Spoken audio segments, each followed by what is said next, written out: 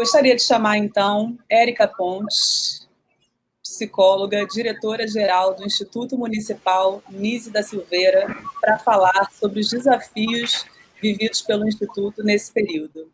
Érica, bem-vinda.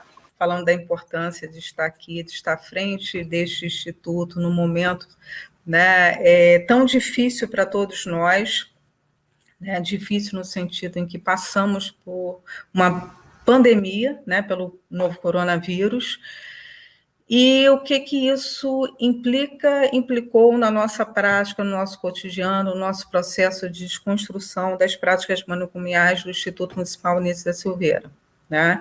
Inicialmente, quando recebemos a notícia, né, de que teríamos que nos preparar para esse novo vírus, tenho que confessar que criou um temor muito grande, né? Não só das direções, assim como dos nossos funcionários. Né? Grande parte dos funcionários do Instituto Municipal Nise da Silveira são estatutários federais, então eles começaram sua trajetória no serviço público na década de 80. Então é bem natural que esses profissionais hoje cheguem perto dos 60 ou tenham mais de 60 anos. O que isso implicou para o Instituto? Implicou num esvaziamento imenso de profissionais. Né? E que também achávamos que deveria ser assim, com a ideia de que deveríamos proteger os nossos colegas. Tivemos alamedas vazias, tivemos serviços que tiveram que fechar temporariamente, com medidas de proteção, tivemos que suspender as atividades coletivas que vinham num crescente. Né? Para quem assistiu o nosso último seminário, eu pude falar da grande alegria que era a gente ter conseguido substituir as práticas, grande parte das práticas tradicionais psiquiátricas, por práticas voltadas para a área de saúde mental, no sentido de arte, formação, lazer, né? Então, o número de atendimentos, ele já havia superado muito, né, o número de internações. Com isso, tivemos que recuar, né? Como não podemos dar continuidade às atividades presenciais, e porque sabíamos muito pouco, né? Estou falando dos meses de março, abril, muito pouco do impacto que teríamos, né, com a chegada do coronavírus, principalmente o risco de nossa clientela. Tivemos que recuar em várias ações, né? Isso foi muito difícil. Foi muito difícil porque tivemos que abrir mão de várias ações que estávamos avançando e muito. Né? Para que vocês tivessem uma ideia, tivemos que isolar os nossos moradores, né? Algo que impensável. Há um ano atrás, não poderíamos imaginar essa possibilidade, porque o nosso trabalho sempre foi o contrário disso, sempre foi de colocar os pacientes de longa permanência na cidade, interagindo com a cultura da nossa cidade, visando a saída deles, seja para o retorno familiar ou para um serviço residencial terapêutico. E tivemos que lidar exatamente com o contrário, né, disso tudo. Tivemos que investir em práticas que viabilizaram um certo isolamento. Né? Agora, a grande dificuldade, a grande questão é como fazer isso sem reproduzir as práticas manicomiais. Como o isolamento tinha que ter o peso de proteção e não de exclusão. Né? Como nós poderíamos cuidar tanto dos nossos clientes como dos nossos funcionários, recuar, né, diante da nossa proposta de desconstrução, né, nossa proposta inicial para o ano de 2020, para que pudéssemos depois voltar a caminhar. Né? Não foi nada fácil falar que alguns moradores não poderiam receber visita de familiares, não foi nada fácil falar, né, que alguns moradores não deveriam estar mais na rua, na praça, no supermercado, na vida fora do hospital. E como fazer com que isso fosse um ato de proteção, de afeto, de cuidado, né, que desse força ao tratamento e que pudéssemos vislumbrar a continuidade do nosso trabalho de saída dessa clientela no futuro, né? Além disso, como eu falei, o esvaziamento do Instituto, os nossos profissionais, muitos deles com mais de 60 anos, também criou um certo impasse, né, entre a própria equipe, né, as pessoas que estavam trabalhando presencialmente, as pessoas que estavam trabalhando virtualmente, como alinhar essas duas formas de trabalho, de produção, como registrar isso também para a gente, inicialmente era algo que não conhecíamos, como registrar uma oficina de yoga, né, virtual, como registrar a participação das pessoas em lives, como registrar as atividades culturais que permaneceram.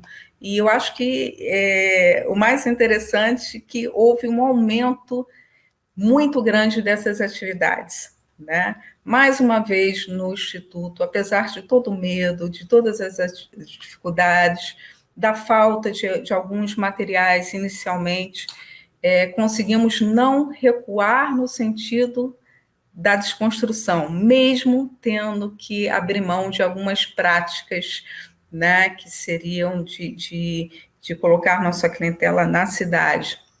Mas como podemos fazer isso dentro do Instituto? Né? Não recuar no sentido de que o Instituto precisa se transformar, né? Resistir, porque também tivemos um certo temor na continuidade dessas ações. Como manter um Instituto se não podíamos abrir, né, a nossa... os nossos portões e muros para que a população estivesse aqui, como já vinha acontecendo, né? Isso tudo trouxe inúmeras questões, né? Tivemos que nos reinventar mesmo e, principalmente, partilhar nossa experiência com os nossos parceiros da rede de saúde, né? Sejam em centros de atenção psicossocial, né? Os outros institutos, né? Eu tenho que também falar aqui do Alex Ramário, da Patrícia, também de conversar, tivemos várias conversas enquanto pensávamos em algumas estratégias, cada um, né, com o seu serviço, o seu instituto, com as suas características, e isso, por incrível que pareça, avançou, né? Hoje o seminário é fruto, né, dessa luta de não recuar, resistir e avançar, né? Eu lembro que há uns 4 meses atrás, em uma das reuniões, vieram me questionar se realmente deveria ter seminário esse ano, né? Tinha muita dúvida sobre isso. E eu fui muito firme, e eu acho que as pessoas também esperavam isso, né, porque também desejavam isso, mas não sabiam como fazer, da importância desse seminário, da importância da gente registrar a nossa memória, né, as nossas ações. É importante eu aproveitar também esse momento para falar de algumas ações do Instituto nesse momento, nesse período de pandemia que ainda vivemos, né? Uma delas foi logo no início, um grande mutirão de pessoas, senhoras, voluntários, que iniciaram com a confecção de máscaras de tecido, né? Isso em um momento em que se tinha dúvida ainda do uso da máscara, né? Pensamos de uma maneira muito firme que talvez os protocolos para a nossa clientela tivessem que ser um pouco diferentes dos protocolos gerais. Não queríamos que esse vírus chegasse ao nosso morador, né? Então, fizemos de tudo para proteger esse profissional, para também proteger o nosso morador, nosso pacientes de longa permanência. Conseguimos várias contrapartidas, doações que revertemos para máscaras N95 também, que na época pouco se usava. Havia uma raridade na rede, porque compreendíamos com toda a razão de que esse equipamento de proteção deveria estar próximo dos profissionais da ponta, eu digo aí dos hospitais clínicos, né? Mas como conseguimos, em contrapartida, não houve nenhum ônus, né, maior, né? Foi algo a mais que a gente recebeu. E a gente pôde oferecer aos nossos técnicos de enfermagem, aos nossos enfermeiros, psicólogos, cuidadores, equipamento, na medida do possível, né, que criasse uma proteção maior, né, tanto aqui no trabalho como fora desse trabalho. Criamos uma rede de contato em que começamos a rastrear quais seriam os profissionais que estariam apresentando sintomas gripais, né? Uma rede de apoio, uma rede que, inclusive, também daria um certo suporte emocional, porque não foi fácil. Todos nós sabemos que não foi fácil. Então, os medos, para algumas pessoas, foi muito difícil continuar o trabalho. Conseguimos criar essa rede que depois, né, trouxe um retorno também, porque as pessoas se sentiram acolhidas e se sentiram mais seguras para retornar a esse trabalho. Conseguimos, além de pensar, né, no nosso instituto, pensar também na rede. Então, fizemos várias campanhas de doação de material aos nossos parceiros, os CAPs e as residências terapêuticas. Máscara N95, Face Shield, bolsas de alimentação, porque sabemos que algumas pessoas ficaram sem renda nenhuma nesse momento.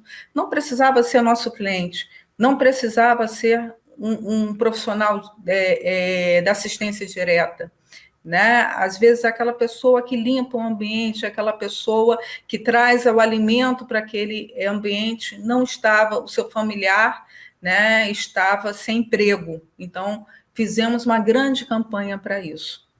Né? Sobre as máscaras, eu acho que vale a pena aqui agradecer, né, ao Ponto de Cultura Loucura Suburbana, né, que cedeu suas máquinas para a confecção dessas máscaras, né, o que foi muito importante, além do papel fundamental da equipe do NAIC, né, e de todos os voluntários do Instituto.